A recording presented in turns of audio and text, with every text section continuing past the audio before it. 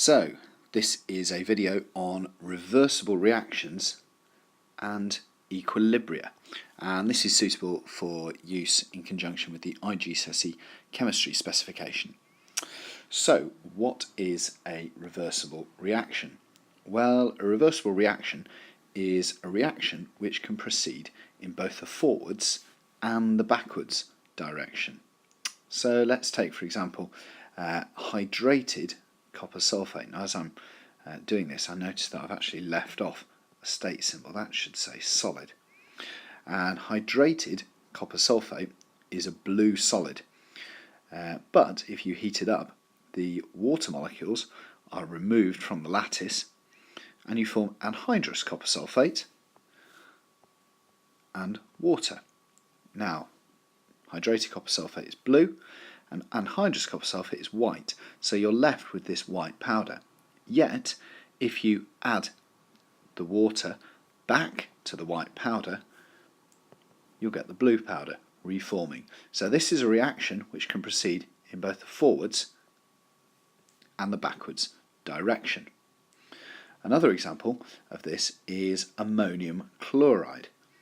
So ammonium chloride is a white solid, and if you heat ammonium chloride, it decomposes, it breaks down to form ammonia and hydrogen chloride.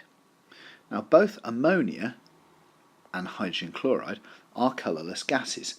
So if you were doing this reaction in some kind of test tube, let's say, for example, here's a test tube, and at the bottom there's your ammonium chloride, and you're heating it, what would happen is some of it would decompose and you get the colourless gases coming off the solid. But at the top of the test tube, where it's cooler, you would start to see the original white substance reforming on the sides of the test tube, and that also would be ammonium chloride. So this example, you can see the ammonium chloride on heating breaks down to form ammonia and hydrogen chloride, yet when these two chemicals are present in a slightly cooler environment, they recombine to form the ammonium chloride. So those are two examples of reversible reactions, and when you're doing chemistry on reversible reactions, we often talk about an equilibrium. Now, for a substance to be, or not for a substance, for a system to be in equilibrium, three conditions need to be achieved. And the first condition is that the rate of the forwards reaction is the same as the rate of the backwards reaction. In other words, the forwards reaction, let's take this one for example, goes at the same speed as the backwards reaction. Now, if that's the case, that means the amounts of products and reactants remain constant. And that's because if, let's take for example, this reactant here, if this is breaking down at the same speed at which the products are combining to reform the reactants, the amount of the reactant and the amount of the product remains constant. Not necessarily equal, but the amounts of each won't change over time. The third condition is that the system must be closed. We have a closed system, which means we're not adding any new chemicals to the system. We're not adding any extra water, we're not adding any extra anhydrous copper sulfate or any extra hydrous or hydrated copper sulfate while we're doing a study of this equilibrium. So those are the three conditions of equilibrium. And when I think about an equilibrium, I often think about my godson. He was a lovely chap called Asher. He's about, I suppose I should know how old he is off the top of my head if I'm a particularly good godparent.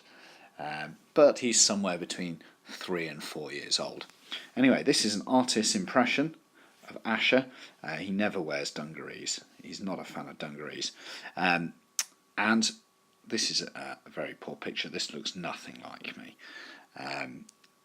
Anyway, when I go down and see Asher, my godson, he lives down in Brighton, and when we turn up, immediately all the toys get taken out of his toy box. He gets very excited, so all the toys get taken out of the toy box.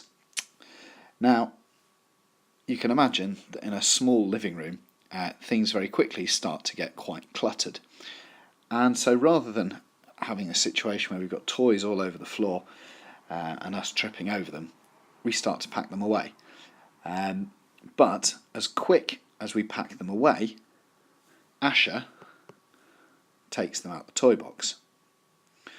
And eventually we get to a point where there is an equilibrium, because we satisfy the 3 conditions of equilibrium. Number 1, the rates of the forwards reaction equals the rates of the backwards reaction. In other words, the rate at which we put the toys back in the box is the same at which the toys come out of the box. Therefore, as they're going on at the same speeds, the amounts of product and reactant remain constant. They don't change. And the third condition is that the system is closed. In other words, no new toys are being added to this environment. So let's imagine I'm being a particularly stingy godfather.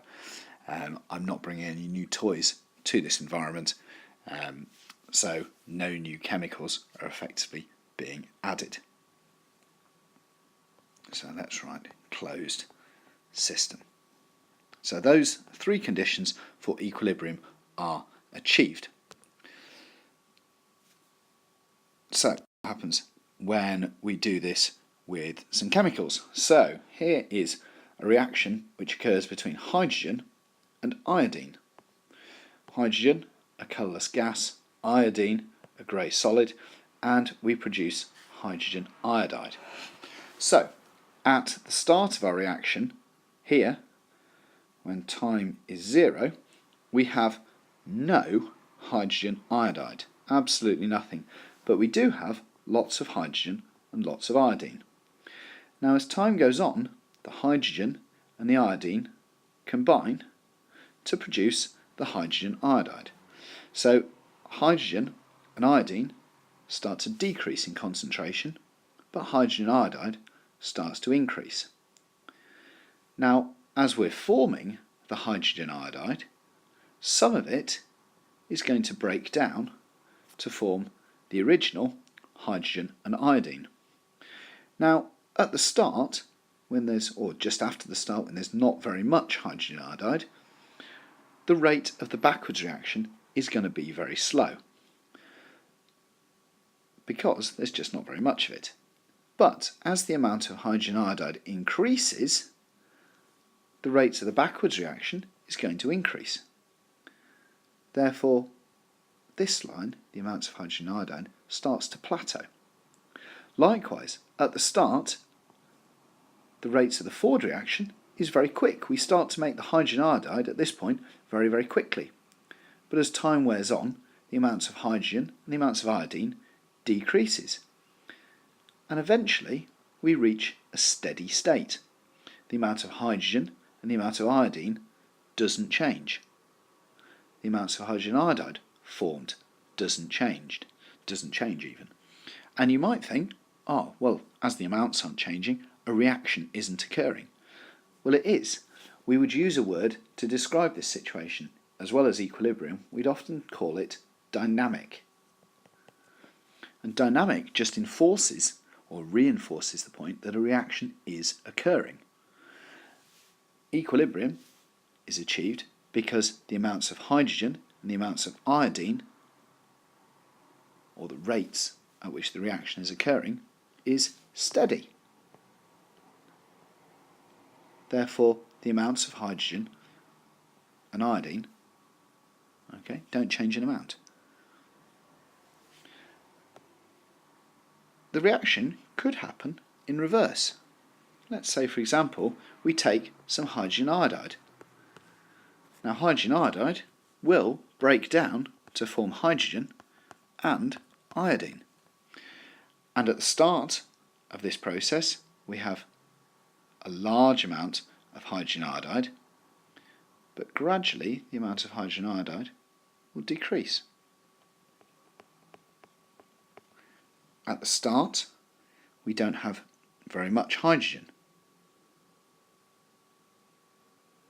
and gradually it increases and plateaus out.